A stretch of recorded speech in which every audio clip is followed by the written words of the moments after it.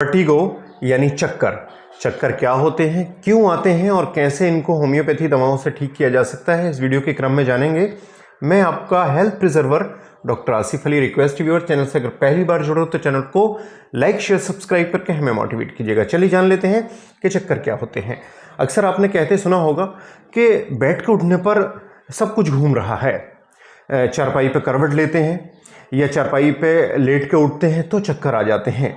कुछ लोग कहते हैं डॉक्टर साहब चलने फिरने पे बिल्कुल ऐसा लगता है कि मैं गिर जाऊंगा, बिल्कुल चला नहीं जाता, इतने ज़्यादा चक्कर आते हैं। कुछ लोग कहते हैं डॉक्टर साहब जब भी मैं ऊंचाई पे चढ़ता हूं तो चक्कर आते हैं। कुछ कहते हैं डॉक्टर साहब मैं ऊंचाई से नीचे देखता हूं तो चक्कर आते हैं।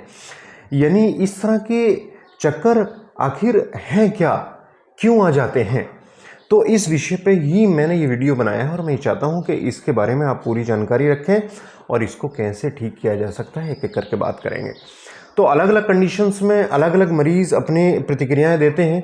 कुछ लोगों में हमने देखा है कि अगर उनका ब्लड प्रेशर बढ़ता है तो ब्लड प्रेशर बढ़ने की कंडीशन में भी चक्कर आते हैं। कुछ लोगों में हमने देखा है कि अगर खून की बहुत ज़्यादा कमी है तो चलने फिरने में, उठने बैठने में बहुत ज़्यादा चक्कर आते हैं। कोई भी एक्सर्शन, कोई भी फिजिकल वर्क करने में बहुत ज़्यादा चक्कर आते हैं। कुछ केसेस ऐसे भी होते हैं जैसे कान में एक दबाव बढ़ जाता है और दबाव बढ़ने की वजह से जो अंदर फ्लूइड्स होते हैं उसमें प्रेशर बढ़ने की वजह से चक्कर आते हैं, जिसको मैनिया डिजीज़ कहा जाता है। उन वजहों से भी चक्कर आते देखे जाते हैं मरीज़ों के अंदर। कुछ मरीज़ तो ये कहते हैं डॉक्टर साहब ज़रा सा सर झुकाने से, सर घुमाने से, बहुत ज़्यादा मेहनत का काम करने से चक्कर आ जाते हैं। मतलब ये अलग अलग चक्रों की जो एक लक्षण है हर मरीज़ के हिसाब से कि उसको किस पोजीशन में चक्कर आते हैं। तो लेकिन ये चक्करों का मैंने बताया कि ब्लड प्रेशर बढ़ जाता है तब भी आ जाते हैं, अगर अनीमिया हो जाता है, खून की कमी, तब भी आ जाते हैं, कान में कोई प्रॉब्लम है तब भी आपको चक्कर आते हैं। और सबसे बड़ी वजह मैं आपको बताऊं, अगर हमारी गर्दन की जो सर्वाइकल नर्व्स हैं वो दब रही होती हैं हड्डियां बढ़ने की वजह से गर्दन की, तो भी चक्कर आते हैं। मैं आपको ये भी बताऊंगा कि कैसे अगर कान की बीमारी है और चक्कर आ रहे हैं और कैसे गर्दन की बीमारी में चक्कर आ रहे हैं तो आप इनको कैसे डिफ्रेंशिएट कर सकते हो। यानी कैसे आप ये समझ सकते हो कि ये कान की वजह से चक्कर आ रहे हैं और कैसे ये समझ सकते हो कि ये गर्दन की बीमारियों की वजह से चक्कर आ रहे हैं। लेकिन मैं एक चीज़ आपको बताना चाहता हूँ, 90% केसेस में हमें जो चक्कर आते हैं वो हमारी स्पाइन में कुछ भी दिक्कत अगर है तो चक्कर आते हैं।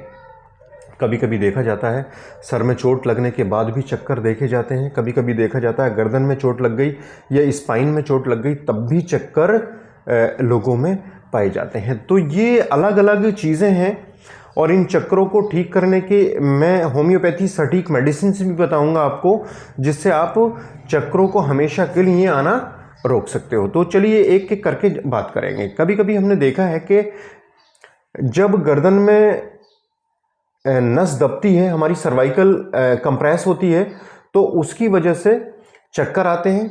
चक्करों के साथ उल्टियां भी आती हैं और सर में भी दर्द होता है। तो यहाँ केसेस अगर चक्कर के साथ सर में दर्द भी है, उल्टियां भी हैं, सर भारीपन है, ऐसा लगता है कोई वजन सा रखा है, तो समझ लीजिए कि आपकी गर्दन की नस दबाव में है और उस वजह से चक्कर आ रहे हैं। ब्लड प्रेशर के केसेस में जब बहुत ज़्यादा हाई ब्लड प्रेशर हो जाता है और बहुत चक्करों के साथ बहुत ज़्यादा बेचैनी आती है और बेचैनी के बाद एक घबराहट मरीज़ को होती है, तो उस कंडीशन में ब्लड प्रेशर बढ़ा हुआ माना जा सकता है। लेकिन कभी कभी किन्हीं केसेस में ये भी देखा है कि बीपी लो होने में भी चक्कर आ जाते हैं मरीज़ों को। तो अगर कान की अगर कोई समस्या आपको हो रही है तो आपका सर ऐसा लगेगा बहुत हल्का सा हो गया है और चक्कर आ रहे हैं। कान के केसेस में ये होता है कि पूरी दुनिया सब घूम रही है। कान के केसेस में अक्सर ये देखा जाता है कि सब कुछ घूम रहा है। ब्रेन में अगर चोट होती है तो भी ये लगता है कि हम बैठे हुए हैं और जितनी भी आसपास की चीज़ें हैं वो सारी घूम रही हैं।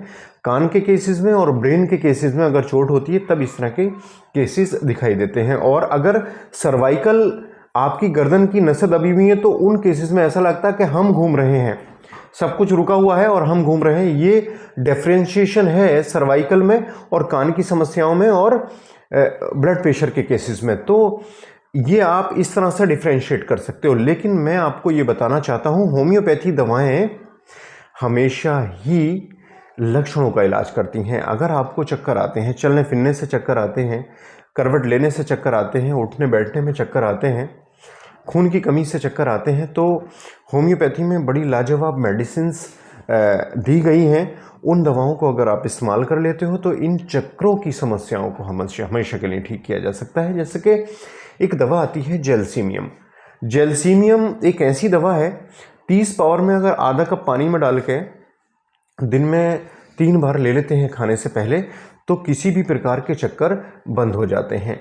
और जेलसीमियम तब बहुत ज़्यादा काम करती है जब आपको घबराहट होती है और हाथ पैरों में ट्रैम्बलिंग होने लगती है चक्रों के साथ, मतलब हाथ पैर कपकपाने लगते हैं, तब जेलसीमियम बहुत ज़्यादा काम करती है। चक्रों के साथ अगर आपका शरीर बहुत ज़्यादा डल और सुस्त हो रहा है, तब जेलसीमियम बहुत ज़्यादा काम करती है। तो आप जेलसीमियम को as a therapeutic point of view से अपने घर में रख सकते हैं और कभी भी चक्कर आने पर 1 बूंद आधा कप पानी में डाल के आप ले लीजिए, फ़ौरन चक्कर आपके रुक जाएंगे। बहुत सटीक और कामयाब होम्योपैथी दवा है ये।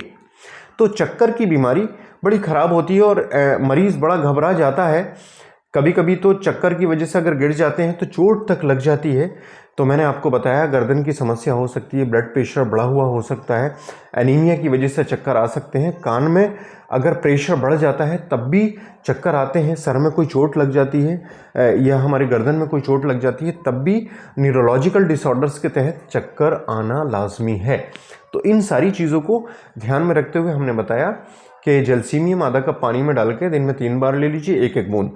मेरे ख्याल से 2-4 खुराकों में ही ये चक्कर रुक जाएंगे। साथ ही साथ एक चीज़ का हमेशा ध्यान रखिए, अगर आपको सर्वाइकल की समस्या हो रही है तो अगर आप टोबैको लेते हो, अल्कोहल लेते हो, तो प्लीज़ आप उनको बंद कर दीजिए और कोशिश करिए गर्दन की कोई एक्सरसाइज ना की जाए, बल्कि तेज़ कदमों से पैदल चला जाए, जिससे हमारा स्पाइनल जो सिस्टम है वो मजबूत होगा, मतलब पूरी स्पाइन मजबूत होगी, मांसपेशियाँ मजबूत होंगी, ब्लड सर्कुलेशन बढ़ेगा।